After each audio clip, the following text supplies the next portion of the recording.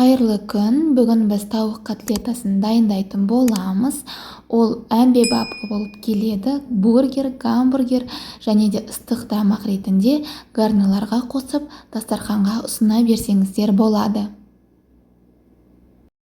Бізге керек заттар: тауық филесі, жұмыртқа, сарымсақ, ірімшік, майонез, аскөк және де ұн керек болады. Филемізді көріп тұрғандарыңыздай өте кішкентай бөліктерге пышақтың көмегімен кесіп аламыз. Барлығын кесіп болған соң осындай ыдысқа саламыз. Ірімшігімізді осындай кішкентай көзді ұсақтағышқа ұсақтап аламыз.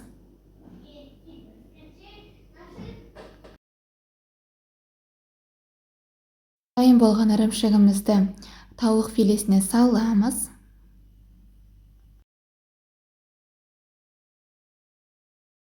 Кішкентай көзді ұсақтағышымызға сарымсақты өткізіп,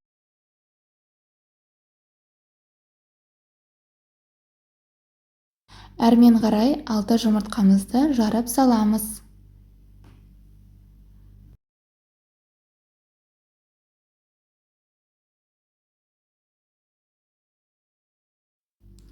Қалауыңызша тұз саламыз. 6 ас қасық ұн саламыз. Және де 6 ас қасық майонез саламыз.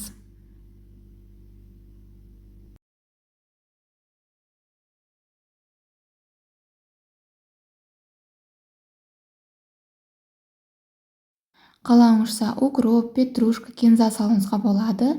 Мен укроп салдым. Барлығын жақсылап тұрып қасықтың көмегімен араластырамыз.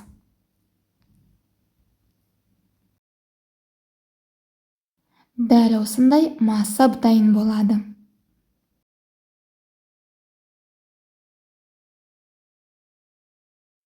Блины пісіретін осындай кішкентай табамызға аздап май салып қыздырып аламыз.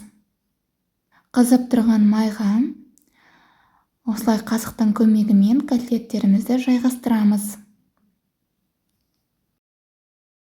Жайғастырып болған соң осындай қалақшаның көмегімен үстін әрлеп, домалақтап, өзіңізге ұнаған пішінде пісіреміз.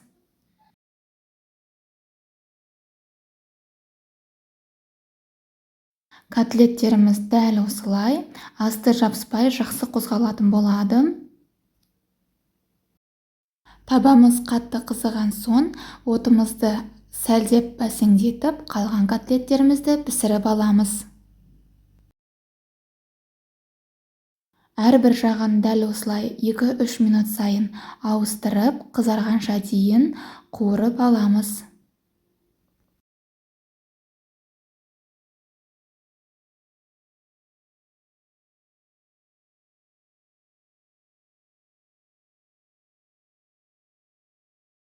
Біздің отбасымыздың сүйіп жейтін өте дәмді әмбебап тауық котлеттері дайын болды.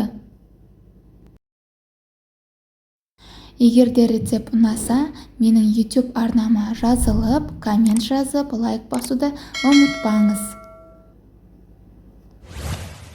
Ас болсын, сау болыңыз!